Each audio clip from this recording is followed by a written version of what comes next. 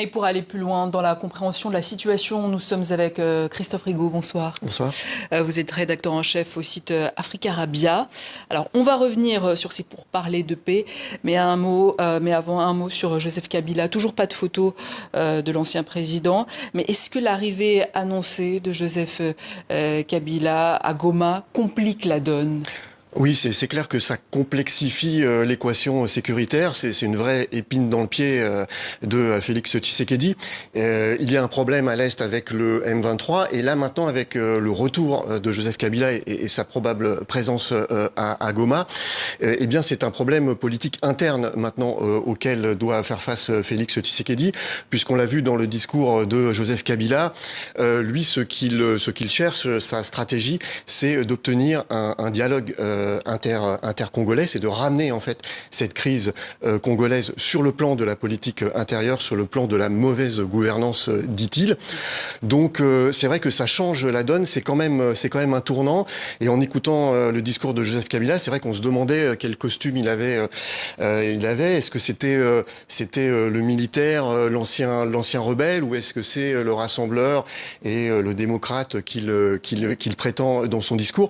Sa venue à Goma, si elle est confirmée, je crois que c'est un gros coup de pression quand même sur Kinshasa pour essayer de pousser vers ce fameux dialogue, avec dans son discours quand même des menaces à peine voilées de peut-être reprendre les armes. Hein. Il parle en tant que militaire de défendre la patrie jusqu'au sacrifice suprême.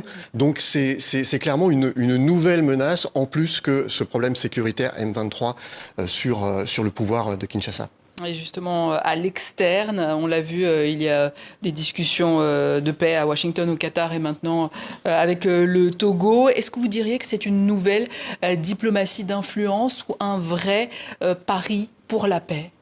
Ben, c'est déjà un regain d'espoir, parce que c'est vrai qu'avec l'échec des médiations africaines, on ne voyait pas vraiment de porte de sortie. L'arrivée surprise du Qatar et des Américains, voilà, ça a été un regain d'espoir. Mais là, c'est vrai que plusieurs semaines après, aujourd'hui, on a quand même l'impression qu'après le coup d'accélérateur diplomatique, le soufflet est un petit peu en train de retomber, parce que à Washington, ça piétine. Hein, on nous avait promis un avant-projet pour le 2 mai, il n'est toujours pas là. On parlait d'accord à la mi-juin, on parle déjà de début juillet. Ça patine un petit peu, je crois qu'il faut relativiser. Justement, par rapport à cet accord minerai contre sécurité, c'est le deal proposé en quelque sorte par les États-Unis. Comment interpréter cette approche américaine ? Bah écoutez, oui, c'est l'approche de Donald Trump qui s'est subitement intéressé à l'Afrique. Maintenant, je crois qu'il faut quand même relativiser son implication, parce que je pense que le dossier de la RDC n'est pas au-dessus de la pile des priorités de Donald Trump. Il y a l'Ukraine, il y a le Moyen-Orient avec Gaza. Donc je pense qu'il faut rester quand même excessivement prudent.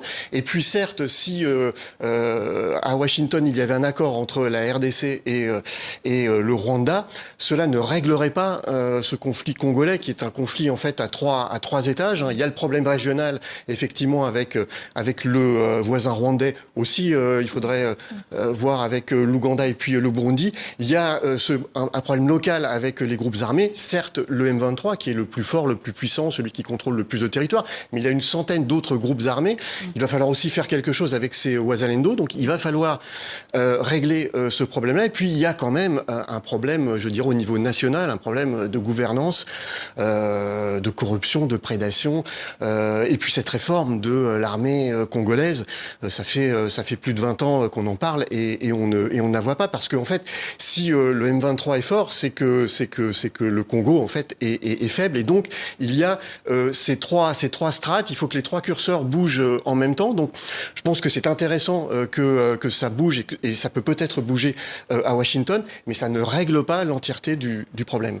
Alors, on a entendu dans ce long format de Simon Rodier, Corneille Nangaa, chef de l'AFC. Pensez-vous qu'il souhaite réellement la paix, ou il a intérêt que cette guerre perdure, parce qu'aujourd'hui, il contrôle une partie de l'Est et avec ça, les minerais ?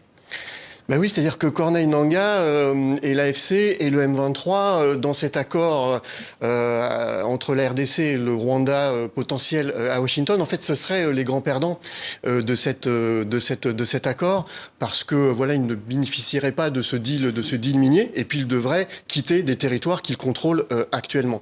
Donc c'est vrai que ce qui se passe à Doha, donc entre le M23 et puis le gouvernement congolais, eh ben ça bloque, parce que le M23 n'a strictement aucun intérêt de faire avancer ces négociations.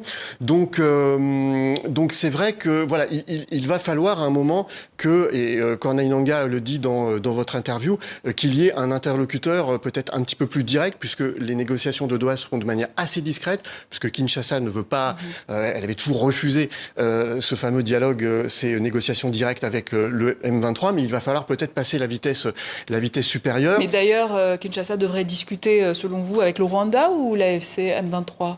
Avec les deux, parce que la position de l'AFC M23 depuis toutes ces négociations et même depuis les médiations africaines, c'est de ne pas se sentir concerné par les accords entre États. Et là, c'est ce qui risque peut-être de se passer à Washington, c'est-à-dire un deal entre la RDC et le Rwanda, mais quid du M23 si il n'entre pas dans l'équation.